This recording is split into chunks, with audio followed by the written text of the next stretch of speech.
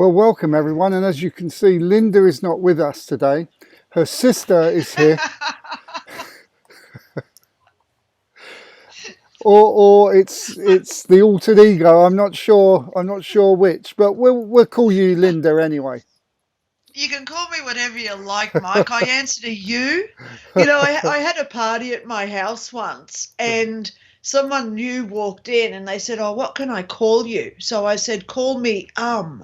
So every time throughout the whole day, you know, with about 20 people at my house, every time, you know, when we talk and we just Yeah, say yeah. every time someone said it was like a running joke. Everyone was saying, "Linda, someone wants you." You know? So I don't care what I get called. Right now, at least I'm not a walking Cocoa Pop. Because I've had that before. I needed a change, Mike. You know, seriously. I've had a lot of personal stuff in my life the last 2 weeks. But there's the So for people who don't know, I do have a life, you know. So I've decided to have a change. I'm still getting used to it. Yeah. It'll dawn on me one day and say, "Oh, this is a new colour." But yeah, you know, a change is as good as a holiday in sometimes. So yeah, this is me going on vacation to Hawaii. You know? So yeah, it's all good. Let's get past it because I'm not used to it yet. But other than that, Linda, what's been happening for you this week? I'll tell you what's been happening to me this week. It'd be interesting. We have a regular table tipping on a Tuesday, and Yep. we're connecting with some really high stuff. I can't say everything that was said yesterday, but they gave us some information about how to connect with the spirit world and the Pleiades, actually, and that is to create a pyramid that you sit in. It can just be poles, but Yeah. you need a double pyramid. So you have the pyramid like that you sit down, and then you've got to have another pyramid upside down like that. This creates a portal, just like the vortex of water that spins, that little thing you put in the water. And this Wow. will make a better connection. Now, they also said, obviously, if you, first of all, you have the intention is one thing, and you create it physically, that's good. But if you can't, if you can sit and focus on you sitting under this pyramid with the upside down pyramid on top, and just focus on that for about a minute before you do meditation, because intention creates things, this will have the same effect. So, Wow. and if you want to connect with the Pleiades, normally 9 o'clock or 9:30 local time is the best time to do it. But they did also say, and they did mention this a while back, that some people can't connect with them because they're toxic inside. They need to get rid of a lot of toxins inside them. And so that's exactly right. People will notice that they have been getting rid of a lot of toxins inside them lately, as I did. So can I just butt in? Okay, because I'm in Australia, you're in Austria. Yeah. You're 9 hours behind me in Australia. So when you say the best time to connect with them, that's 9:30. Is that PM for you or AM for you? It's all local time, but PM. All right, so that would be noon for me in Brisbane, Australia. Yeah. So anyone in New York, that's about, oh God, hang on, 14 behind me, so that's midnight. That's 12. That's about 8 p.m. the night before for New York time. Well, anyone in America? Well, what they actually said was, so it'd be 9 p.m. my time, and also 9 p.m. your time, and 9 p.m. so whatever local time is. Really? Yeah. Okay. So I'm glad that we just clarified that bit. And the at other one thing time, though, Linda, it was like that. It was one specific time, but now they've managed to do something where they can have. Well, let's just go there. Yeah. There is something happening with the axis of the planet.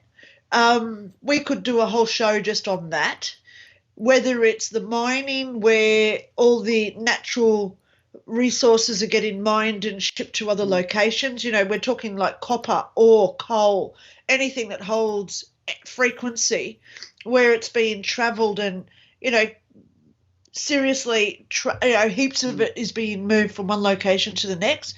So that could be a solution why our polars axes are off base. Yeah. It could be because the frequency's changed. Yeah. That could be climate change or 5G or any of the other scenarios out there. But we can't deny that it is happening. Yeah. So back to you with what you said about the pyramids.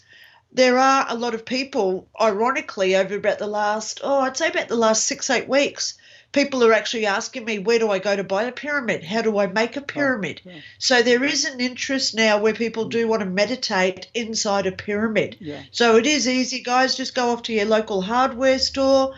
You don't have to make it beautiful, ornate, and artistic.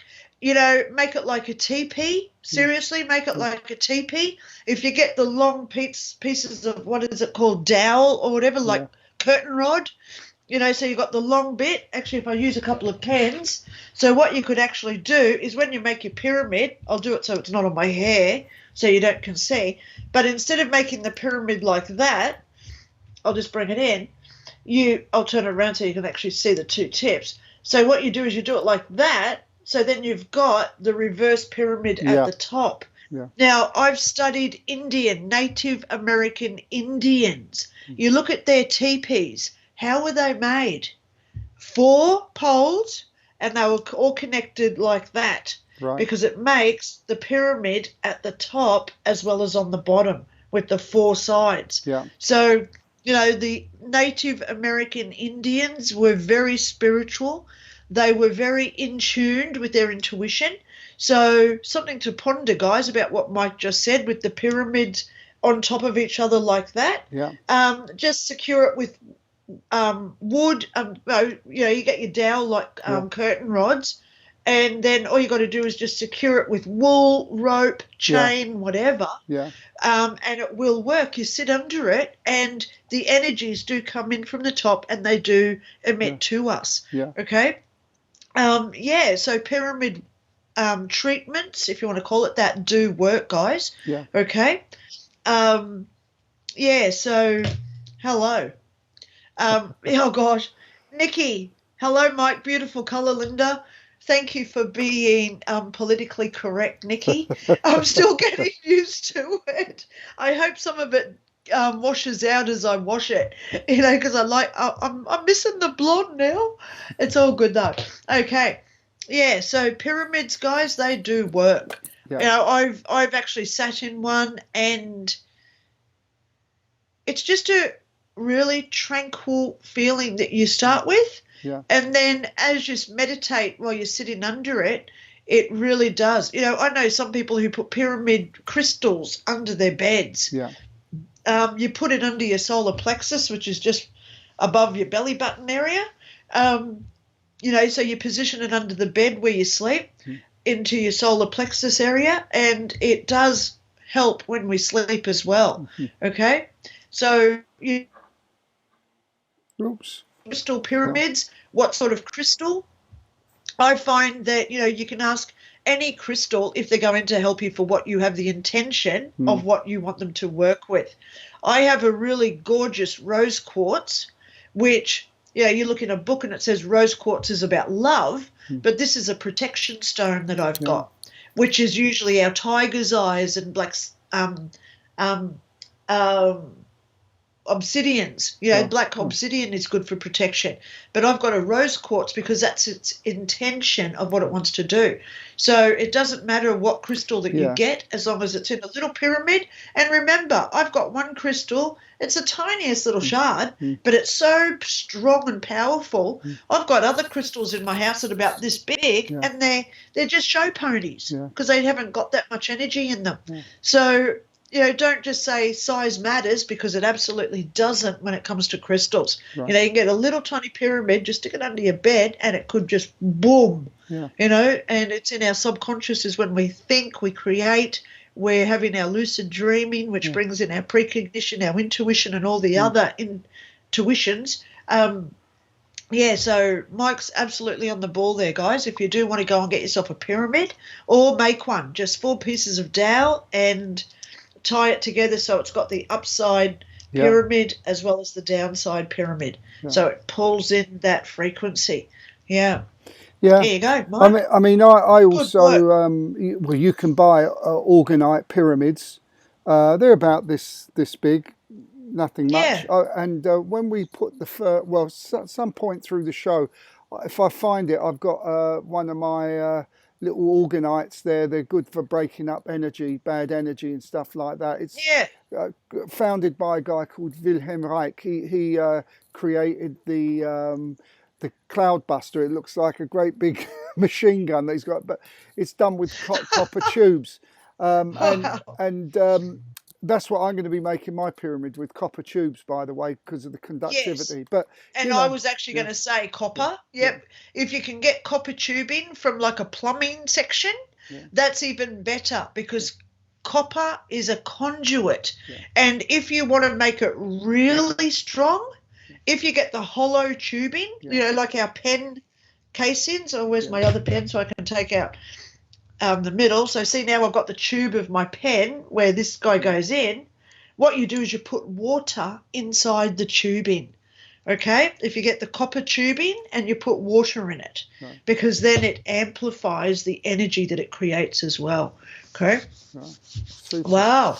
What a good start we've had tonight, Mike. Well, let's run through briefly what we got going on here. We got the ghost children, and the second part of the ghost children I edited because the time where one little object moved between the next one took too long. But I will put the original footage up so that people can look at that themselves. And then we're going to look at a miracle healing from your neck of the woods, actually, over there in Oz. John Mellor. Pamela, he's in South Australia. Is he? Yeah. Is he well known out there? Or not really, but I have heard of him because hello, I'm in the circles. Yeah. And then we'll look at a car rescue again. How a lady was rescued, and then the fabulous story of Anita Moorjani. You may not have heard of her, but this is a classic example of dying, coming back with spontaneous remission because she understood basically the purpose of life. And then we'll look at the work of Monica, the medium is what she's called. So let's start off with the ghost children. Ghost children. There's two sections of it. Now, the first one, before we do the ghost children, I pulled from your website. Someone put in the little doll's head that moved. So let's look at that, and I'll stop it before we go on to the next one. So here we go. Let's see what's happening here. Kiss? It's not a kiss, Isa. Come on, kiss. Oh, well.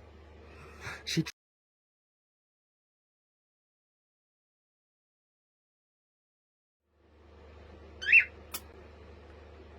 Kiss? It's not a...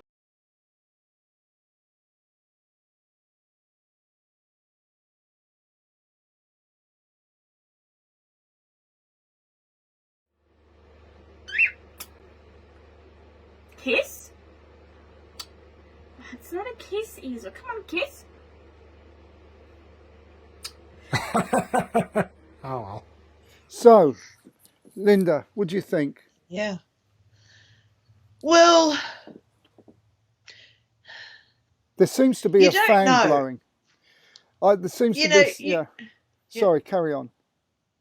No, the thing that annoys me with anything paranormal is unless you're actually there to determine whether there's wires or cords or any other thing. But have I ever seen objects move? Yes, of course I have. Okay. Yeah. Have I seen them do that? Yes, I have. And I can verify because I was there that this was paranormal activity. Yeah. Okay. So it appears very similar to real instances that I've seen. Right. Okay. there's no shebang like, oh my God, this is right in the middle of the camera. It's not something that you'd see, you know what I mean? So it wasn't the deliberate reason to do the video for it. I reckon it's real off the top of my head, only because it looks like something that I have personally seen with things moving in houses, etc. Yeah.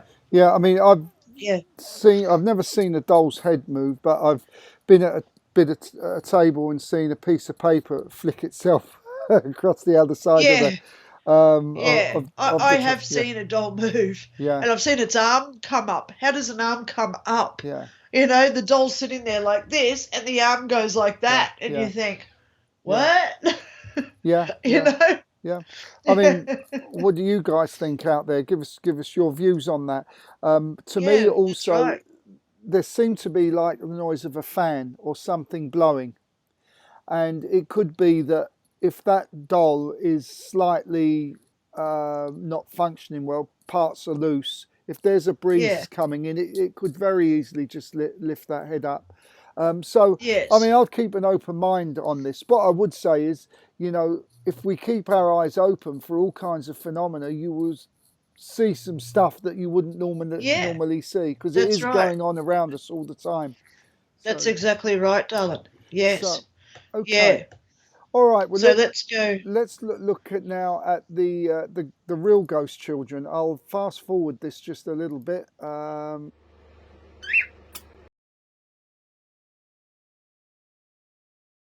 She tries.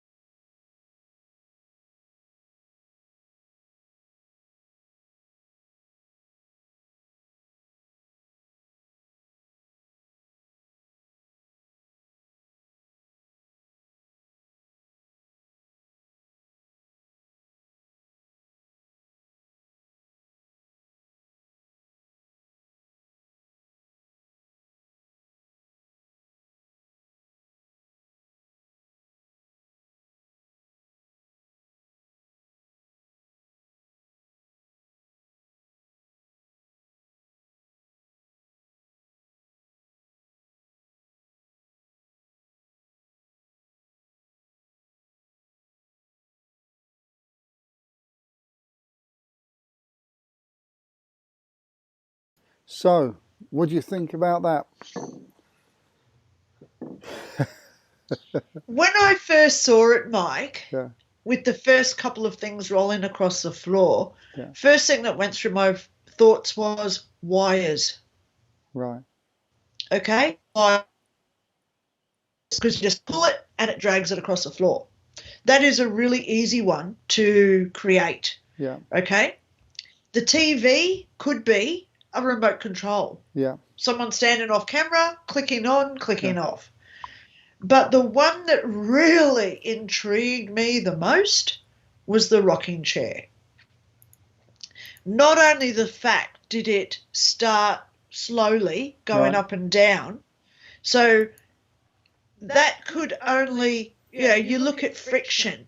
If there was someone on the ground with a cord, the chair would have moved across the floor. Yeah. So unless they've got a pulley system where the strings come up and down, so they can pull one and then pull the other to make it rock and rock back, it'd be very hard to do that. But then when it started like really going crazy right at the end, that is what got me highly intrigued. Yeah. Because that would be so difficult to recreate. Yeah. Because you'd need more than strings, you know. It wouldn't rock that way if someone was using like a pulley system or like puppet, you know what I mean? To make it that violently shake at the end. Yeah. So, yeah, they kept the best till last and that little clippy. That rocking chair was the one that really did make me think, something is going on there. Yeah. Okay? Because the others, you know, the toys rolling across the floor, even the teddy bear that flew off the top of whatever it was on, that could have just been a string and they just clanked it so it fell. Yeah. You know what I mean? Yeah. But that rocking chair, that's very, very hard to recreate. Let's have a quick look at the rock.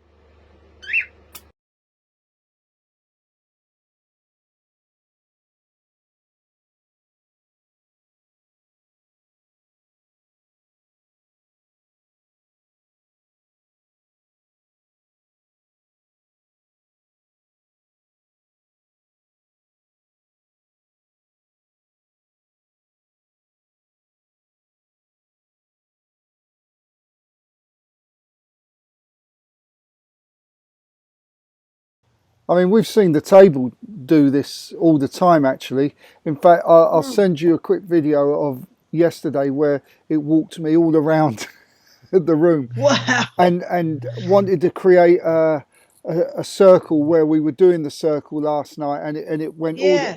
So it's so I know that from tables, the tables can do that. Not they go backwards and forwards, but they use the inertia to move forward. Yes, that's right. But that chair just looks like someone sat in it and instantly doing the rock. Yeah. You know, so if they've created that using like pulley systems or whatever, they did a really good job. You know, But I mean, also I did like that rocking chair. I worked in a rescue circle where, you know, using the table to bring spirits who wanted to go into the light to come, and we had a children's circle as well. And we actually saw the table, it was rocking backwards and forwards, and we could see the outline of the child as if it was a horse. And so it was actually creating that. Yeah. And so, I think that's quite possible. Everything else, like you say, could be strings.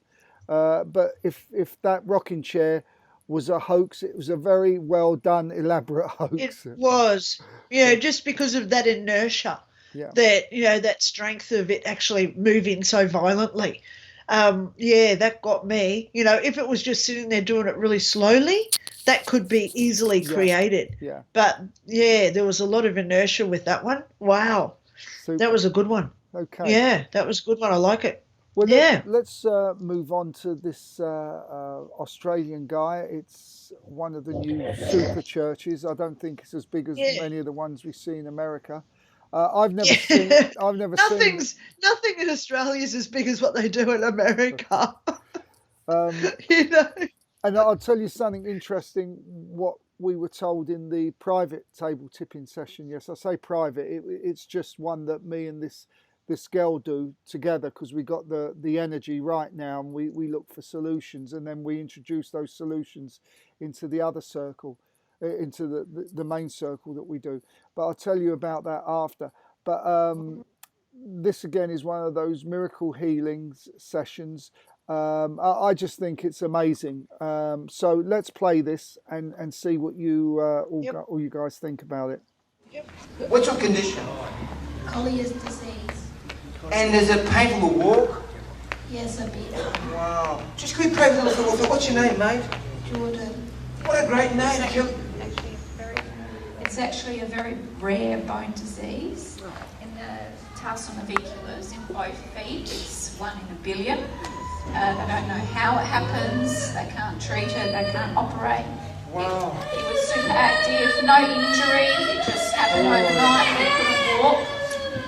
He uses a wheelchair at school, at home. He can walk around but rests a lot, but pain, a lot of pain. Wow. Gets a lot of back pain from it as well. But Church, can we pray for Jordan? Yeah. Can we reach out? Come on, there's power in that blood of Jesus. Let's reach out and pray. Just stand back from him. Let's just reach out right now for Jordan. Let's pray church together. And we're going to pray, Jordan, just think about chocolate, or ice cream. What's your favourite food? pizza. Pizza! Italiano, certo. Let's pray for the little fella. Jesus, touch Jordan right now. We come against the disease in Jesus' name. Set him free. I rebuke the disease. God, touch Jordan right now. Let your healing power flow through him right now. Set him Feet free. and his spine. Set him free. We Of his declare the bone. power of your blood right now. Touch his emotions, Lord. Touch Jordan right now. Touch his bones. Hey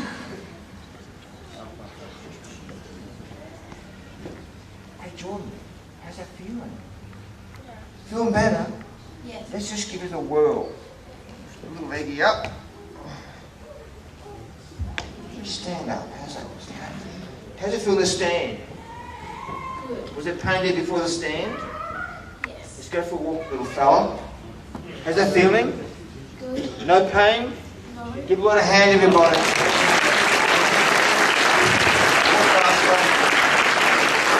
Now, Mum, come back here, Mum. It's painful to walk. Yes. You walk without pain. He's constantly with pain. So how long has it been since you can walk without pain? It's been a year. Come here, little fella. Little fella. Let's run! Come on, Jordan, we can do this, mate! Come on, Jordan, up here! Jordan, come on, mate! Run! Oh! Jordan, I almost fell over! How you feeling? Good. No pain? No. We're running again! Come on, Jordan! Up here! Down! Down, Jordan! Hey, go on, get down!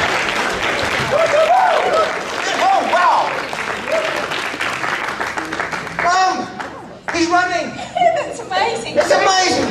Because Jesus is amazing! Come on, Jesus! Come on, Jesus! You're amazing! Oh dear. She probably went home and thought, "Oh my God, what have we done?" He's running all over the house now. Yeah,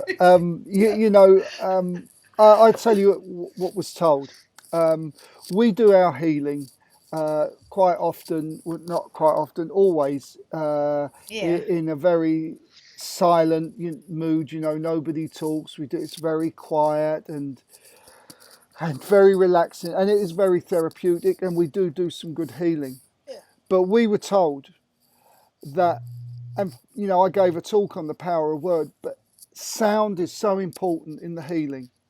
And when you use words like God and energy and heal, and you say it out loud, it has enormous power. And then you've got the backing of all the people praying. This is one of the things that create the healing. Of course, the guy is obviously skilled at healing. He's done a lot of either training through academia or just through experience. It's like a muscle, so he knows what to do, what to think, what to say. But the whole trick, if I can call it a trick, and all that running around, yes, is to help the kid, but keeping the people stirred up and believing in that process puts a lot more power and energy into it. And it's not deceitful, it is doing the job. That's exactly right. When I do my talks, when I do my talks on the power of words, I always start it off with all existence is the manifestation of frequency and sound dominated by consciousness in one form or another. And that is a typical example of the consciousness from frequency and sound. So, and, you look at any sports play, I don't know, sports game. Yeah.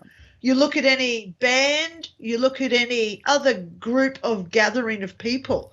There is one thing that everybody does that creates that energy, and it's got nothing to do with the sound that comes out of our mouth. It's this one. Yeah. The more people who clap, it's been virtually proven now that if people clap, especially in unison, where they all clap, we will rock you, that song. Well, that creates the energy, which is an intention in itself, but our words are so much stronger. You look at that kid, all those people, when he got up, they all started clapping. Yeah. And that is what amplifies that vibration in that area as well. Yeah. You know, so the best thing to do, guys, is if you are going to like heal yourself, absolutely, as you're saying the words, do some sort of other, you know, I'm not saying to get out your tinshy bells and stuff or singing bowl, but even if you just hitting your foot on the floor, I want to heal today, you know, so do it as a rhythm. You know, I'm going to go back to the Native American Indians because we're talking about them with their teepees and, you know, the pyramid. But when they do their, like, tribal dances around the fire, that is what they actually were creating, that energy through that rhythm, that repetitive rhythm of their hoya, hoya, hoya, hoya, hoya, hoya. See what I mean? Yeah. And it is that intention that comes through with their voices. They sing their songs and they do their chants as well. So there is a lot of power in doing these sort of like ceremonies or rituals, if you want to call it a ritual. Yeah. You know, even if your ritual is 9 o'clock tonight, I'm going to do a 10-minute meditation. Yeah. Don't just sit there in your quietness. You know, say the words as well and maybe even beat something to it as well because it all adds, you know, and there's absolutely nothing wrong if you do want silent meditation. No. Silent meditation is so powerful in itself. Yeah. Okay, guys? But the more we do it, the better we get and the more it vibrates out to every other single person on the planet. Yeah. And do you think we need that right now? Okay. Well, I'll tell you so, also, when I give my extended talk on the power of words, I get a little bit more into sound. And we do know that how they moved these big blocks for the pyramids, for example, wasn't by manpower. No. They used, and not only the pyramids, they might have used other techniques as well. Some people say aliens helped them lift things in, but there's still a tribe that do this. Massive trumpets, they're about 60 foot long, and they've got to be in a curved shape, and then they've got smaller trumpets in front, and they all blow these trumpets, and they move the trumpets when the stone starts moving to where they want it to get to, and they can lift these stones with the sound onto a mountain. That's right. And that's how all this stuff gets done. Sound is one of the most important things. Obviously, belief, you know, if you believe in the sound, you believe in the frequency, then this adds a lot more power to it. There's a documentary on Netflix right now where they talk about, I don't know what name it is, guys, sorry, but it's on Netflix here in Australia, and they talk about, I think it may be the ancient aliens, and they talk about Jericho, you know, the falling of Jericho. The whole city fell to crumbles. Right. And they were told by the angels, whether it was aliens or angels or whatever, but they walked around the city for like 12 days blowing their trumpets. Because it was that sound energy that made all the buildings crumble and everybody then had to surrender because they had no security anymore. So there is a lot to get from sound energy, guys. Sound healing. Yeah. You know, I right here next to me, I've still got my tuning fork.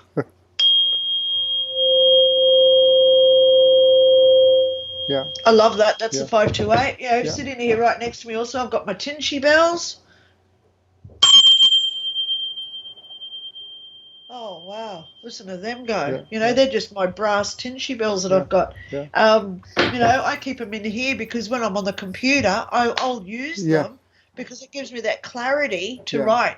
You know, you said to me at the beginning of the show, what's my week like? I don't even think I answered it because, hello, I had this done. But I'm working on my new edition of Heaven Exposed. Right. I've already written over 50 pages extra in it. Right. So it's going a lot deeper, more meaningful, because I'm going to get it published. This one's going to get published. Right. So it's going to end up being about a 350 600-page book. Wow. I'm also putting in photos. So, yeah, that's what I've been doing this week, Mike. Right. You know, it takes a lot of time to write a book. Tell me. Because, one, you've got to get into that state, and then you've got to think of the words so you're not just using the same descriptive words. So, of course, I've got these sitting here to help me, my little tools. I'll just do the 528 again.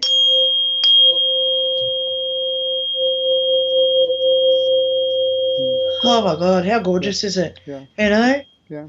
I actually went and bought more of these because I keep giving away to all my friends. Yeah. You know, and I say, oh, it's 6 o'clock tonight, just go outside and do it, because the more of us around the planet at the same time that do it, it's going to send out all this healing. Yeah. So, yeah, I gave away 3 in the last 2 weeks to people. So, yeah, I don't mind. Yeah. Hello, they're only $20 on eBay. Yeah.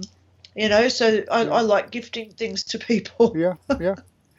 Well, you know, before we move on, I just want to finish off there on the sound thing. This is one of the reasons why troops break their march when going over a bridge, because that constant clunk, clunk, clunk, clunk, clunk, clunk, clunk will often make the bridge collapse. Fall down. Yeah. Yes. And we do know from Royal Raymond Rife that if we match the frequency of a cancer cell and you match it, you destroy it. And you know, my wife, who's an opera singer, for example, can break a glass by matching the frequency of the glass. That's right. You step up to it. And finally, last night in meditation, this group, I'm with a quite experienced group, and it came to one of the girls after meditation to say, before we start the spirit communication circle, we should all hum something for a short period of time and start bringing the sound out. And she said, it doesn't matter if you're out of tune, it will become in tune. And it did. That's exactly right. And that's it sounded exactly right. like a bloody orchestra in the end. There was only 8 of us last night because of summer, or 7 of us. But the sound and the frequency and the whole power of it, it was phenomenal. Yes. Yeah. So listen. Yeah, it's gorgeous. Zena Ann says, this happened to me when I got back from losing my son. A toy car took off right across the floor twice. I thought it was batteries malfunctioning. It had no batteries. I had many different experiences over my 61-year-old lifetime, so I've no doubt about the spiritual phenomena. Yeah.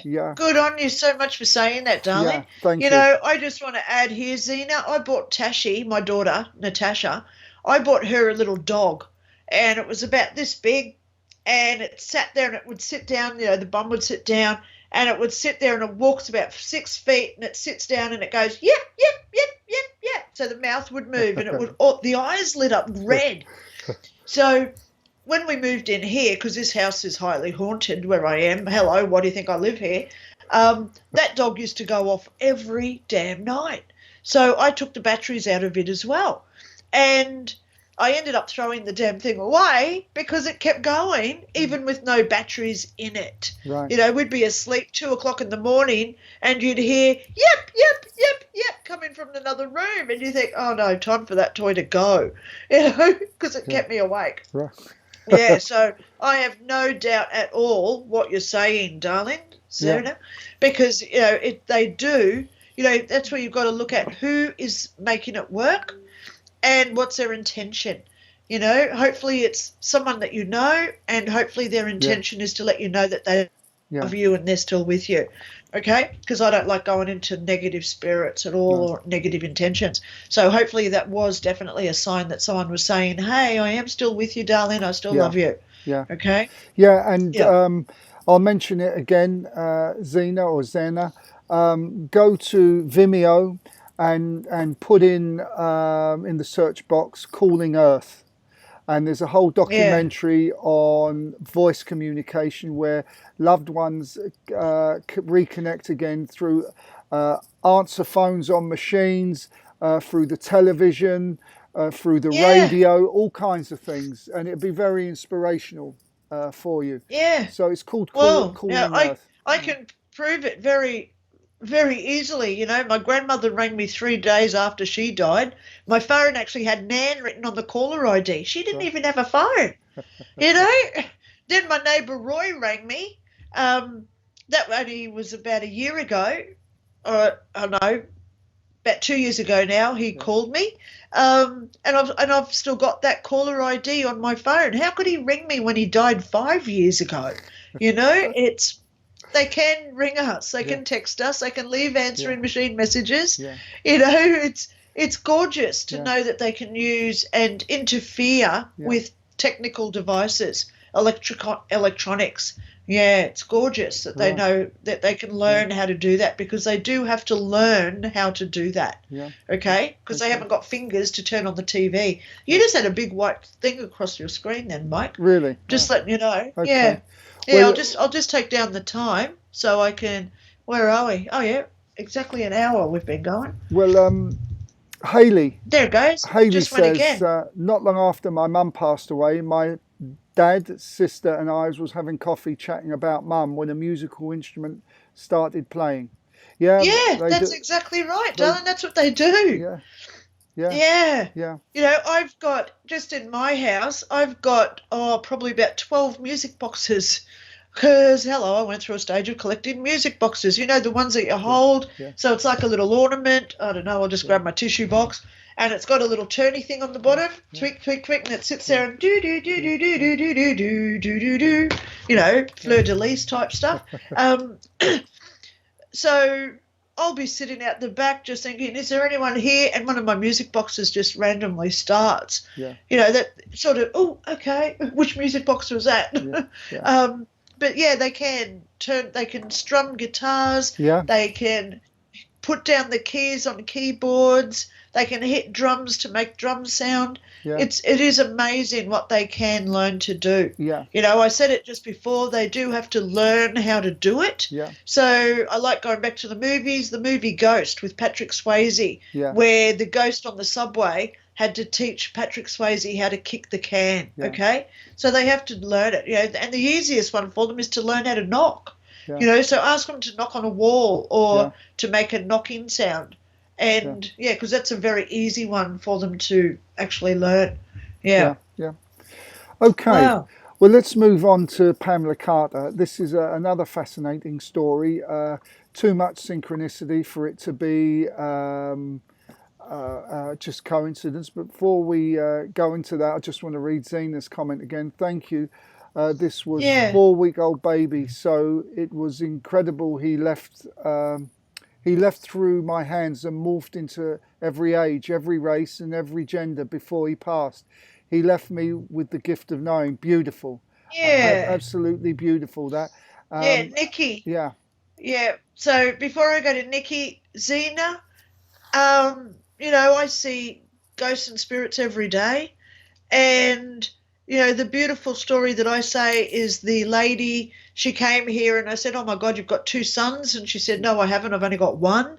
And I said, well, I've got a man here who's telling me that he's 22 years old and his name is Ben.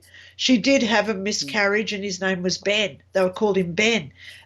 He told me everything. He said, tell Mum about when she was in Malaya and she dropped the iron on her foot and broke her toe. That sort of stuff you can't just make up. You know, so they can morph into any age. They can be, you know, I can't wait to go to heaven, so I've got my blonde hair again. But it's true, because we think it, we create it when we're home, because I've been to heaven, obviously. So Zena, gorgeous story. Nikki, I want to go there. I've had my blankets pulled up once. Yeah, that sort of scares me when they do that too. Yeah, I don't like that. I don't let them in my bedroom anymore. You know, when I go to bed, I always say, hey, guys, this is my sanctuary. This is my cave. You're not allowed in my bedroom. So I put up that protection. You know, you're only allowed in here if you're only to observe me. Please do not wake me up and startle me, because it scares me. Okay? And you're only allowed if you're a loving relative. That's what I say. You know, one night I had a doona on me and I woke up in the morning and the doona was very, very neatly folded in a specific way, and it was on the table that I've got in my bedroom. That was my grandmother, because that's how she used to fold her blankets. I didn't know that the blanket went down. I woke up cold, obviously, because I didn't have the doona on me. But she obviously did that thinking I was hot. Yeah. She's taken the blanket off me when I was asleep. Yeah. So they can do that. Yes, I've had that happen to me too, Dal. But this all is why, like when we're done today, I've got to go into town to do a reading where we have our circle, and I prefer not to do readings at home because my home is my home. If I do, I've got a little room that's separate to the house that I'll do readings in, which I'm actually converting into the studio to do this show in winter times. But like you, when we're done, we're finished. That's right. And I was quite firm with them, and I said, if anything happens in the house that is not untoward, then we're done. Or that is untoward, I should say, then we are done. No more nothing in this house. Because I've got my wife to consider, I've got the cats to consider. That's right. Who are all very psychic anyway, but I can't bring my work home. So to speak, well, that's, I've got you walk into my house, I've got a lounge room, dining room, kitchen. Then I've got a back door and it goes out onto the back veranda where I've got like outside furniture. I do all my readings out there because, we'll sit out there and we hear things in the house. So I know that's my house ghosts. Right. They're the ones that live in here with me because I've got about 3 or 5 of them in the house. I don't allow other people's energies or ghosts to stay here if they bring them along. So as soon as people leave my house, I do a big clean out. Yeah. If you're the ones that are here, you're allowed to stay. Anything that came with this person, so I named the person. Anything that came with like Mike, you have no permission to stay here. You're evicted. If you stay, I'm calling in the big guns. Right. Because I've had archangels in my house before. People have seen them here. So you don't, you got to be very, very aware of who does come in because, even bad entities can appear in the form of a loving person that we've lost, unfortunately. So I always do my protections. Mike always does his protections. So, just be aware, guys, that if you do dabble, be aware. Dabble is very dangerous. Dabbling never is dabble. very dangerous. But before we move, I just want to read out Kimberly's said, my dear brother passed just yesterday. Sorry for that, Kimberly. Our family was together last evening. The lights were flickering on and off as we were speaking of him. It was a blessing to have felt he was with us. Absolutely. Yeah, absolutely he was, baby girl. Yeah. My heart bleeds for you. Every night when I go to bed, I always do a meditation and I send out love and light to people who are needing healing or needing help with grief or other issues. Of course, I'll add you to my list tonight, darling. Absolutely. Okay. Yeah. But Nikki also says, also they'd fallen down my back and was cold, so in my head kept telling myself, pull the blankets up over and over again to myself. It's like they play a game with us, Nikki.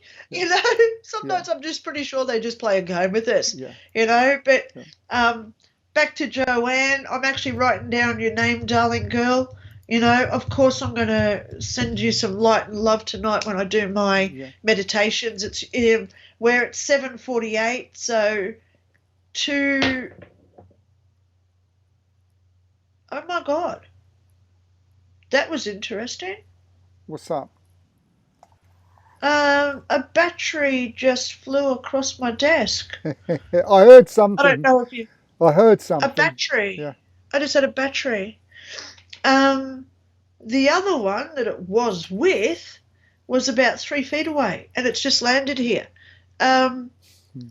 So there you go, guys. We've just had live activity because I saw it out of my peripheral because I was looking at my piece of paper and I saw it come across, and that's what, I don't know if you picked it up, but you could hear it rolling. Nothing else is rolling because, look, I've got pens and stuff on the table here. Nothing else is rolling. So that was just, that's nice. Thank you. Don't hurt me. Well, let's move on. There you go. Let's move on to the story of Pamela Carter. She, very briefly, it's not a spoiler alert, but she had a car accident and her dead father came back to help her. But the synchronicity with all of this is quite amazing. So let's have a look at this one. Let's go and watch it. Anything I do, anything I think, my dad's always there. And several years after his death, Pamela would discover how close her father remained as he watched over her during a terrifying ordeal. It happened the day before Thanksgiving, that night at 8 p.m. I was driving down the road. I'd worked real hard that whole week trying to catch up because we were going to miss a few days. But once on the road, her eyes grew heavy, and suddenly, she was asleep at the wheel.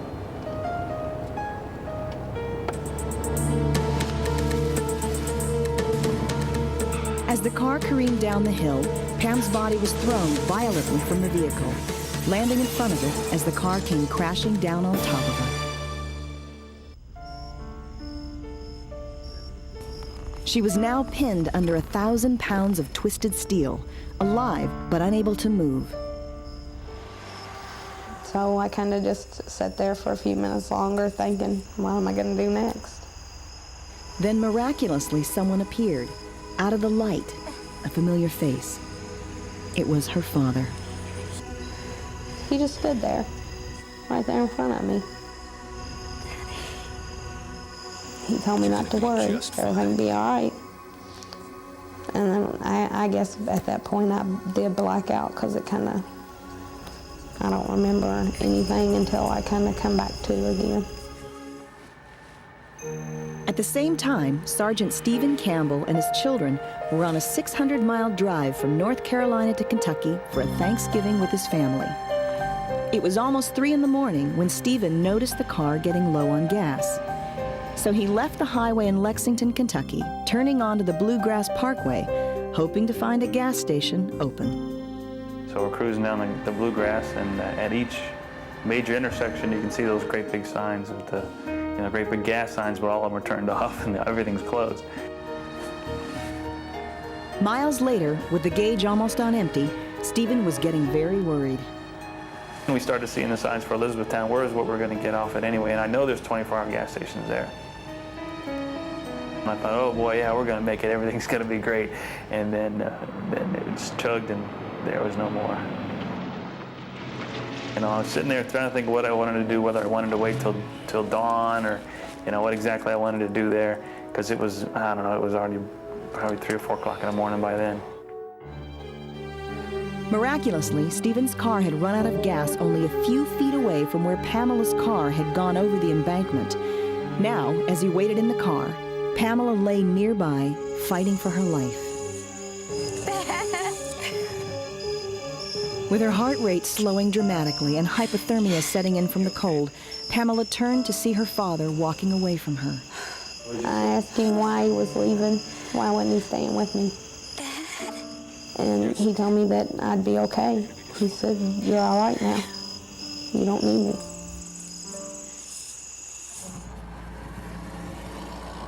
We're out of gas. We're gonna have to push. Stephen decided to push the van to the top of the grade and then roll down to the next exit. When we got outside the van, my son says, did you hear that? Wait. Did you hear something? I didn't hear anything. I didn't hear anything. Let's just keep pushing, come on. As Stephen and his son continued to push, Pamela's faint cries for help stopped them once again. I thought I did. So I tell everybody to be quiet, and I'm listening, and I hear, help me, and he just barely make it out. Hey, I heard that. Did you hear something? Concerned, Stephen decided to investigate, telling his sons to stay in the vehicle and lock the doors. When I get down closer to the car, then I saw it with shining the flashlight, and I see the car. But as he circled the car, he was shocked to find Pamela pinned beneath the wreckage. What happened? Oh my God. The very first thing that came into my mind was she was cut in half. And of course, immediately after that, your mind says to you, well, she's not cut in half because she's talking to you. Of course, the next thing was, can I get this car off of her? Realizing that he couldn't do anything on his own and that Pamela could die at any moment, Stephen ran for help.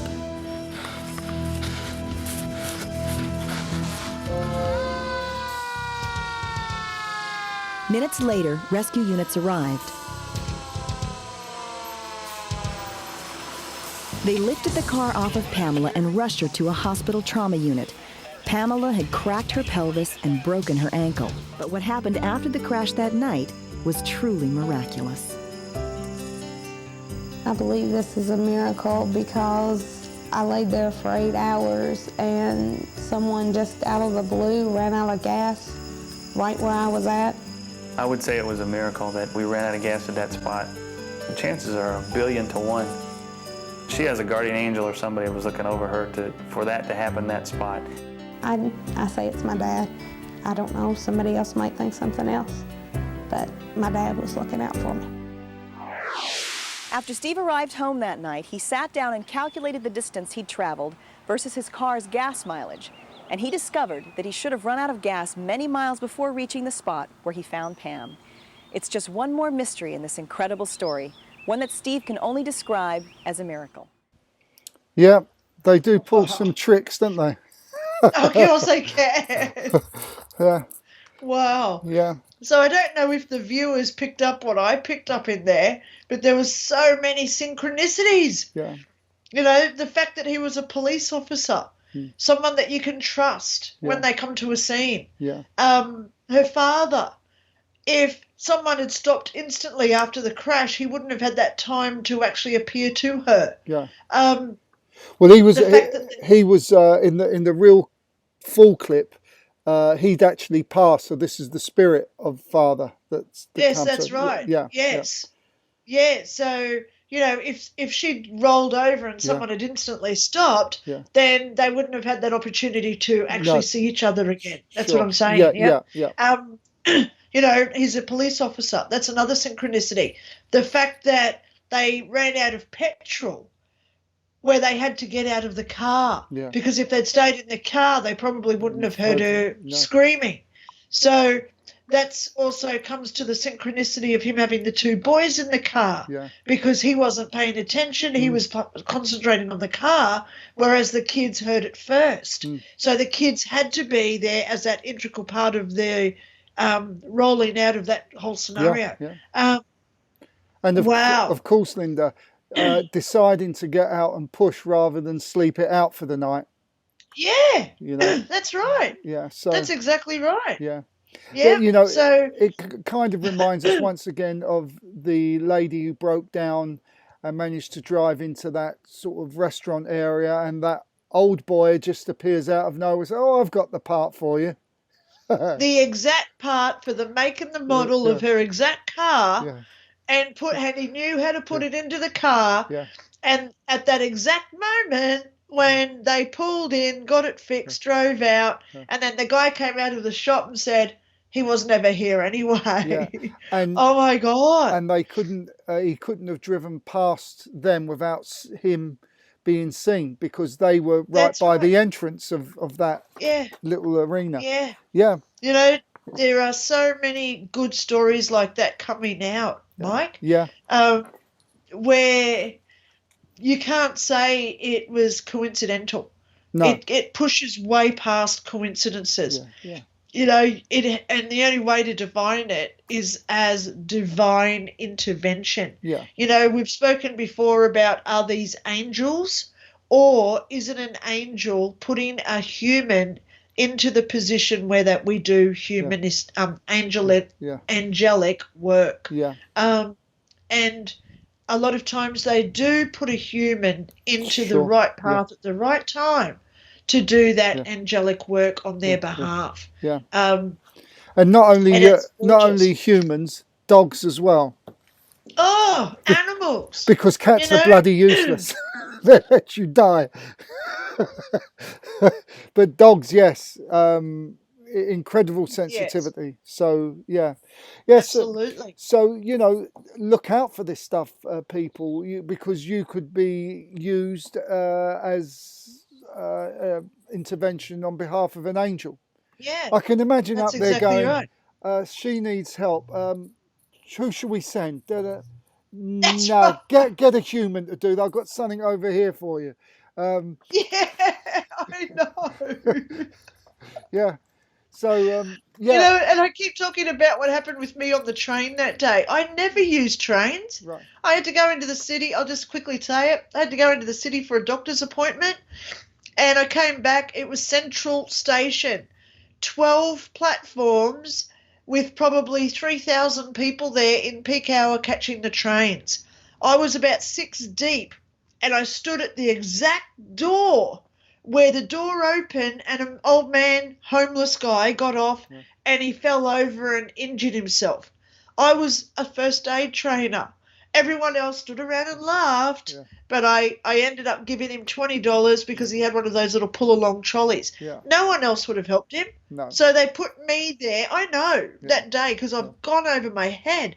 Why was I at the station at that exact moment when at the exact door of that train to see him fall when I'm a first aid trainer and he was injured, he hurt his ankle, and he needed money to buy the new trolley. So I had the $20 in my wallet, and I also was a first aid trainer at that point. So,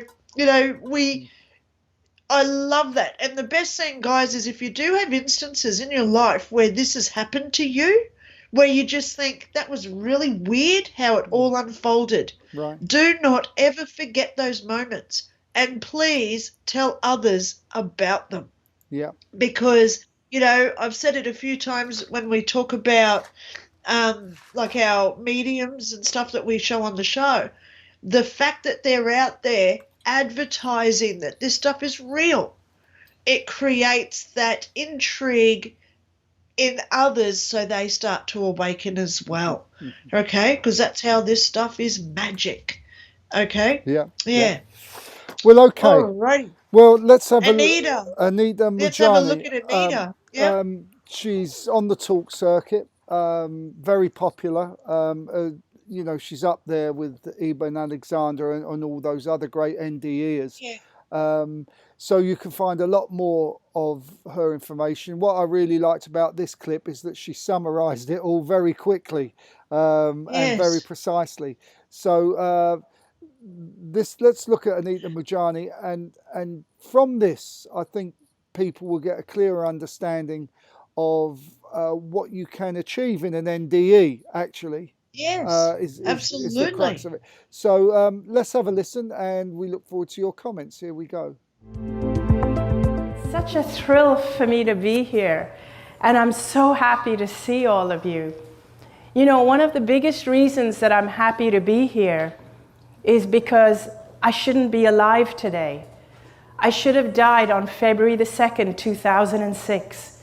That was supposed to be my last day here in this physical life. Because on that day, the doctors had told my husband and my family that I only had a few more hours to live. I was dying from end-stage lymphoma, which is a form of cancer of the lymph nodes. And on that morning, on February the 2nd, 2006, I went into a coma. The doctors had said these were my final hours because now my organs had shut down. My organs were failing. So my family were told that if there was anybody that had to see me before I died, this was the time.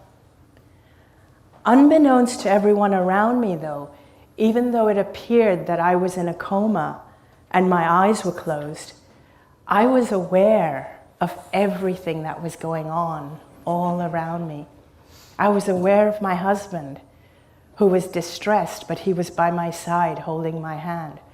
I was aware of everything the doctors were doing. They were putting tubes in me. They were removing fluid from my lungs so that I could breathe easier. I was aware of every single thing that was happening. It felt as though I had 360-degree peripheral vision. I could see everything happening all around my body. But not just in the room where my body was, but even beyond. And it was as if I had expanded out of my body. I was aware of my physical body. I could see it lying there on that hospital bed. But I was no longer attached to that body. It felt as though I could be everywhere at the same time. It was like wherever I put my awareness, there I was. I was aware of my brother, who was in India, My body, I was in Hong Kong. This was happening to me in Hong Kong. My brother was in India and was rushing to get on a plane to come and see me. He wanted to see me before I took my last breath. And I was aware of that. I felt as though I was with him. I saw him on the plane. And then I also became aware of my father and my best friend, both of whom I had lost. Both of them had crossed over, had died. But I became aware of their presence with me, as though they were guiding me and communicating with me. One thing that I felt in this amazing, expansive state, I felt I was in like a realm of clarity, where I understood everything. I understood why I had cancer. I understood that I was much greater. In fact, all of us are much greater and more powerful than we realize when we're in our physical bodies.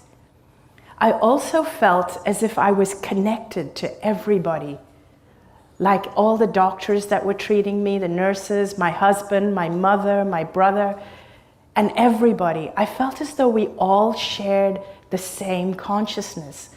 I felt as though I could feel what they were feeling. I could feel the distress they were feeling. I could feel the resignation of the doctors.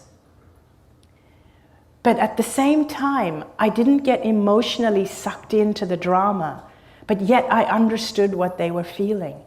It's like we all share the same consciousness. It's like when we're not expressing in our physical bodies, you and I and all of us, we are all expressions of the same consciousness. That's what it felt like.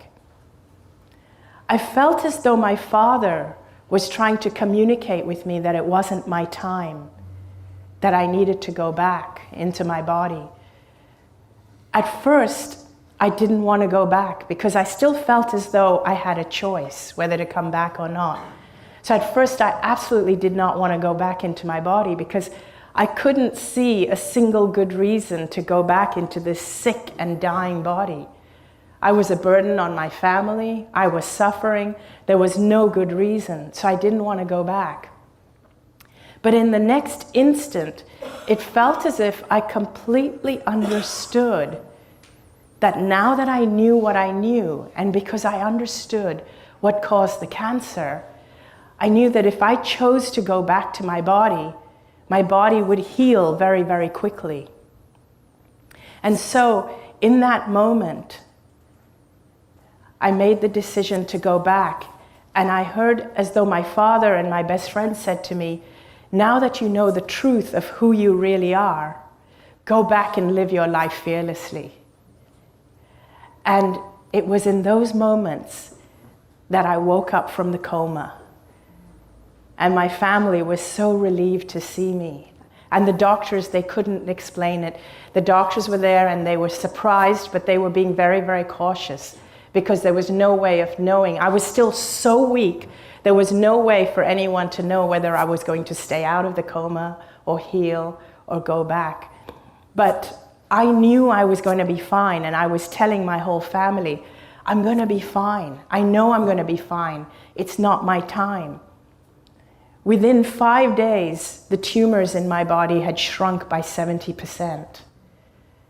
After 5 weeks, I was released from the hospital to go home. I was completely cancer-free. That's a brilliant story.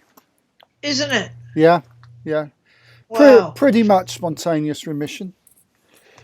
Well, there was something that, even before we go into the healing process of what happened to her, doctors, yes, they can get things wrong in the hospital. They can't see inside our bodies like medical intuitives can. Yeah. They can't guarantee that someone will die within a few hours.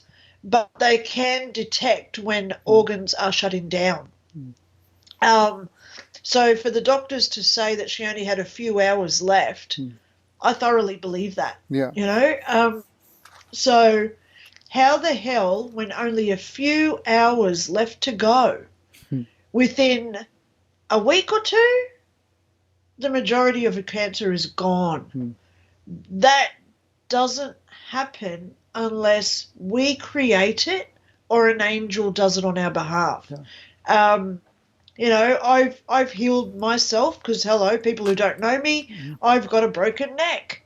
I've also had a brain tumor that's not there anymore because I cured it. But I've also been cured by angels who I've seen where they touch me and then instantly I'm out of hospital. Right. This stuff really works, guys. All we have to do is trust it and believe that we are in that elite group of higher vibrational beings where this stuff or this magic does become real. Right. I thoroughly have no hesitation in saying that her story is true without seeing any of her medical files, doctor's reports or other toxicology reports or any other pathology. I trust this story 100% because I know in my heart that this stuff can be real. Yeah. Okay? Well, you know, she's very big on the talk circuit, so she either has a lot of balls, for want of a better phrase, to be telling porkies for all this amount of time. Yeah. Or right. or it's the truth. And from what I know about her, this is 100% truth that she says. And you know, a great inspiration for people who know somebody who's actually in critical condition like she was. It's great inspiration. I don't like to use the word give people hope. I don't actually like that word hope because it implies helplessness. And I think we ought to just change it a little bit and not talk about hope, but focus on the outcome that we desire with all of this and forget the hope energy. The hope energy. Well, how often do we say the I ams and the I haves? Yeah. You know, we don't hope to one day get a better job. No. We create it now in our reality and then it does become in this three-dimensional world. Yeah. You know, so instead of saying I hope that I am healthy at some point, you change that and you say, I am healthy now. Yeah. Because that's how I got rid of my brain tumor, basically. You know, so this stuff is real, guys. So, you know, I always say it like this. If you want to lose weight, you don't say, I'm going on a diet, because our neuroplasticity within our brain actually hears the word diet. Right. So our synaptic network keeps us in a perpetual state of wanting to go on a diet. Yeah. So it keeps us overweight, so we always have to lose weight. Yeah. But if you start saying, I am skinny, I am thin, I am petite, any of those synonyms, your brain then registers it and it becomes reality. Yeah. Okay? Yeah. It's true. So, it's great. I mean, the trick is, if you're not well, is to not keep reminding yourself you're not well, but to remind yourself, I'm in the process of healing. And how often, like, I'll just go there with my mum at the moment. You know, she's had 5 heart attacks and she is constantly, whenever she rings, she says, oh, I've got to go to the doctor today because my blood pressure's high. Or, oh, I've got to go and change my meds at the doctor's because I'm not on the right. She's constantly talking about how sick she is. So guess why she's had 5 heart attacks, you know? Yeah. I've actually tried my hardest with her and say, Mum, stop concentrating on it, stop thinking about it, start saying I am healthy, I am not stressed. But you can't teach people. No. You can't change their beliefs. You can't change their opinions. No. That's why it's called free will and Exactly, our own decision making. Yeah. And if you do try and force it onto people, it is a big no-no with the universal energies too. Right. It's going against free will, guys. Right. So all you can do is just give them the 2 sides of the debate. Hey, I don't know if you're aware that if you do it this way, this could happen. At least you're freely giving the information, but you're not forcing it down their throats. Exactly. Okay? Yeah. Yeah, you know, because we live in times now, Mike, where we have certain opinions. There's a lot of things to have certain opinions about, whether it's the this situation, The vacations, or this situation, in the arm situation. Yeah. You know, there's a lot of opinionated people out there. We can't force our opinions onto others. All we can do is come up to our own logical, researched analysis of what we would prefer to do. Yeah. We can freely give that information to others, hence why I now own the Privacy Act and the Biosecurity Act of Australia to educate people. Don't forget that thing. Yes. I want to know what that material is, by the way. We haven't discussed that yet. No. But, you know, all we do is just advise, because that's free advice. Yeah. But don't force it down people's throats, guys, because that goes highly against universal forces. Yeah. So, Mike, you just held it up. So do you want to have a chat about what you're holding up? Very briefly, it doesn't cost much. You can buy it in an art store. Look, you can see the material. It's got some fibre in it. I've done this 3-ply, so there's 3 layers here. You pop your phone in, but you've got to seal it. You've got to make sure that nothing gets in. So just fold it over, put a clip there, and when someone tries to call you, it will go straight to the telephone company saying this person's not obtainable, so you can't be tracked. Shh. Don't tell everyone that. Did you just listen hard to what he just said? Because you know how we have all these apps now that collect too much information? Yeah. I want that material, Mike. As soon as I find out the name of I need it, to buy it. you can I'm get going to it. need a couple of meters. Well, friends. Can you imagine if you surround a cell tower with this? Ooh. But anyway, I think I've overstepped my mark. Hang on, my mind is starting to churn here with possibilities of what we can use this material for. I've overstepped the mark here. Actually, it's very good if people are sensitive to cell tower radiation. You know, because there are a few people that can't live within close proximity of these things. Yeah, and also those, you know, when they have the big the electricity wires and they've got like that big pyramid-y thing that looks like a big cyborg thing coming towards you and you can see all the lines going down. Those things, they let off a lot of radiation, those. So there's a lot of politically correct ways of using this material. So guys, when I find out what it is, because Mike's going to find out what it's called, I will certainly advertise it to everybody I know. Yeah. How because I want some. how it works, Kira, I've got no idea. What is it? I know it's just a fabric you can buy anywhere in an art shop. It's got these, as you can see, little fibres in it. And it does work. We tested it out the other day. I mean, what we did, we just rolled the phone in it, rolled it over 3 or 4 times and folded the ends in, and someone rings and you go through to the phone company operator. It's like you're in a tunnel and there's no signal and you can't be tracked. But I think we better not talk about that. Well, let's just say, okay, hang on. I'll just make it a little funny anecdote here. If you don't want your boyfriend to know where you're going on a Friday night, you need that material. Yeah. Okay? If you're following what we're trying to say here. Yeah. Okay. If you don't want him to track where you're going. Exactly. Well, okay. We got to be careful, Mike. Yeah. Okay. Monica the medium is coming up, guys. I don't think we've shown her before, although she sounds familiar. Another excellent medium anyway. Let's leave this on a high note and let's just have a look at Monica the medium and then we can have a quick discussion about her. Here we go. Yep. I feel like this is something I haven't really seen before. I don't know who it connects to. Okay. I heard something about Lockheed Martin. They were like, and I was like, Lockheed, what? I just retired from there. You just retired? Shut up. The fact that Monica connected Lockheed Martin to myself, it was an amazing detail.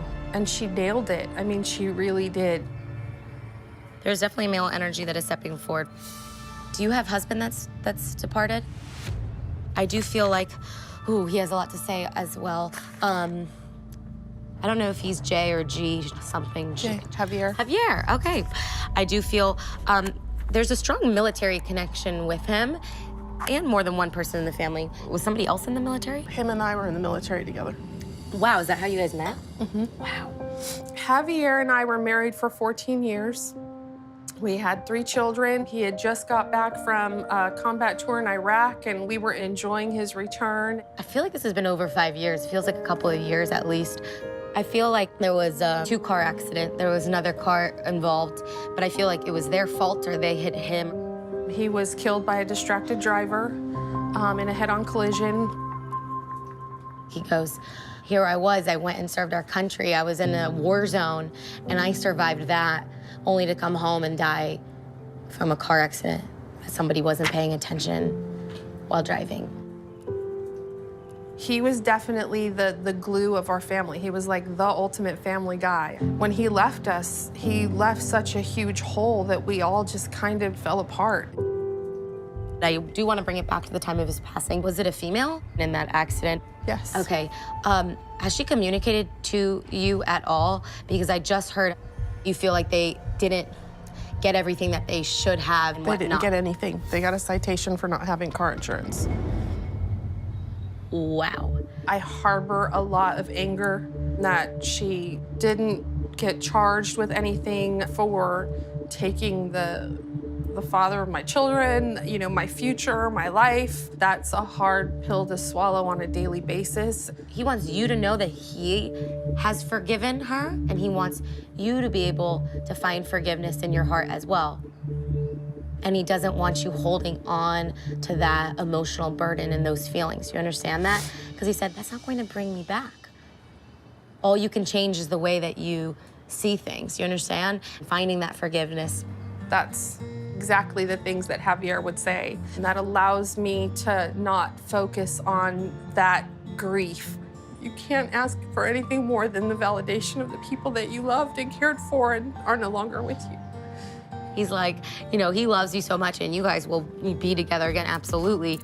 Knowing that he's there and that he's watching us, that was more validation that it'll be a good life from today forward.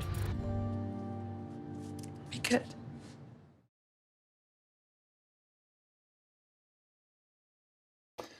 So, Monica the Medium, some good validation there. She's on YouTube. You can find quite a bit of work that she does on YouTube. What do you think, Linda? I was quite impressed with her. Yeah, so was I, darling. And I've seen her before, by the way. Right. She's amazing. Yeah. You know, she does get names, she gets dates, she gets locations. It's great. Yeah. You know, that we've got someone out there who she's just acting normal. You know, you can tell that she's just being herself. There's no pretense at all with her. Right. That's what I like about her. Yeah. You know, she's just sitting there in this little summer frocky type thing. She's not dressed to the nines, heaps of makeup, you know, like overdone type stuff. She's natural. She's natural. That's what I like about her. Yeah. She's just, you know, she just says it as she gets it. Yeah. So there's no like pretense of, oh my gosh, I have to perform today type thing with her. That's what I like about her. Right.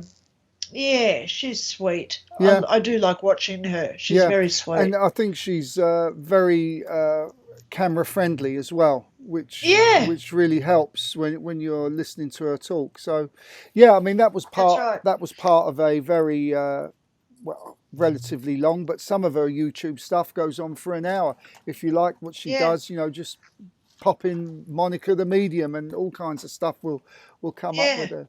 So, and that's one thing that I do like about our shows, Mike. You know, we're not egotistical, you or I, and I hope that the audience sees that. You know, if we get a good person on, we promote that person, go check them out. Yeah. You know, there's a few out there who I would never advertise or promote because I can see straight through them because they're fakes. Yeah. But for the majority of the people that we have here, I've personally either watched them previously so I know what they're like, or I just get that knowing about them that they are on the right path, pardon me, doing the right thing. So we do try, guys, to only have quality on here, and for you guys to go watch it yourself. You know, obviously we don't get the monetization of YouTube if you go and watch someone else's channel. So we've got no benefit in it to say, hey, go and watch this person.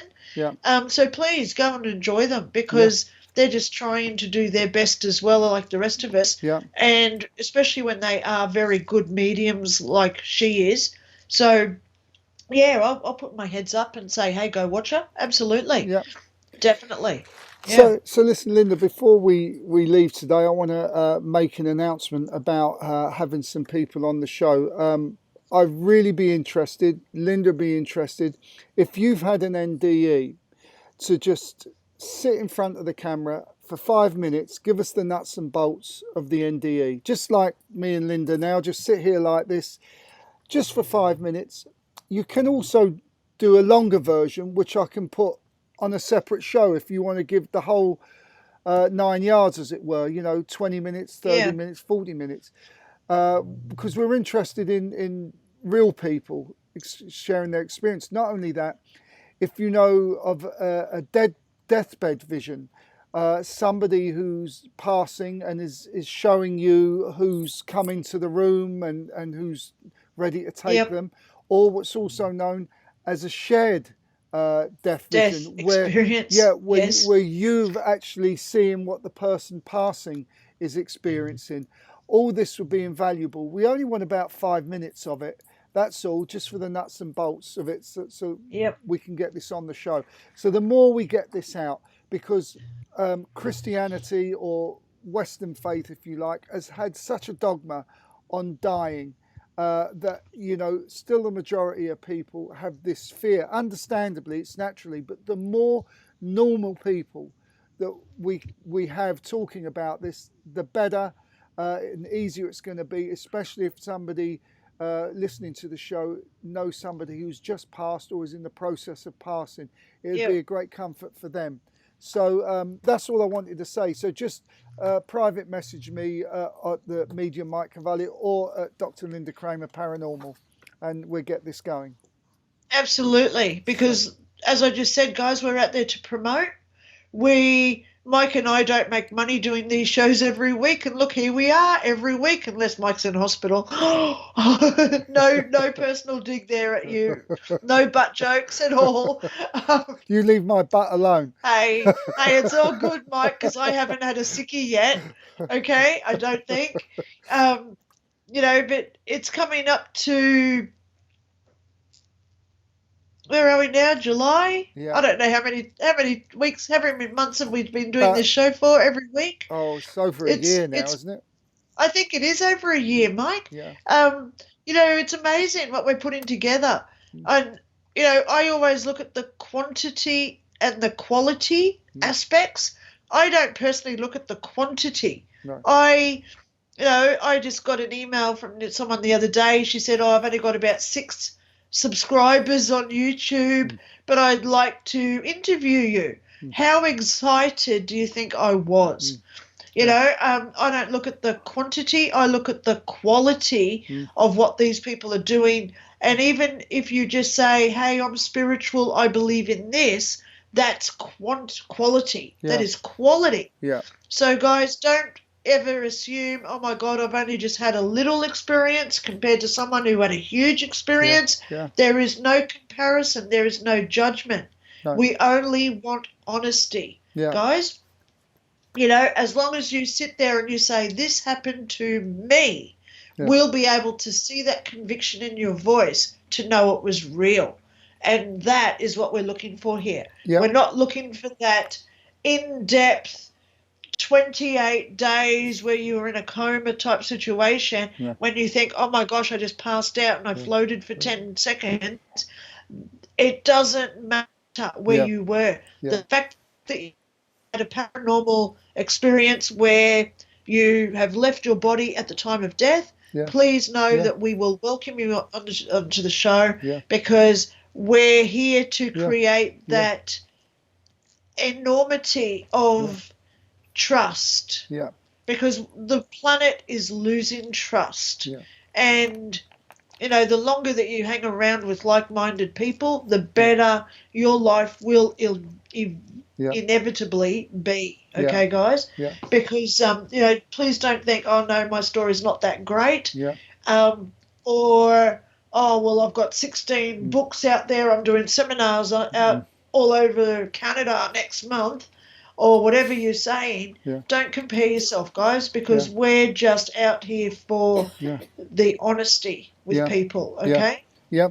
And also, I think I want to add, if people haven't had an NDE but have had an out-of-the-body experience, which is the nearest thing you're going to get to actually dying. I guess that's having the experience without dying, having an out-of-body experience. Yes, that's right. We'd like to hear from you also about that. I mean, I put a notice out on one of the websites for this, and I was really interested to also hear if there were any Jehovah's Witnesses that had an NDE, if it gave them any thoughts about their beliefs.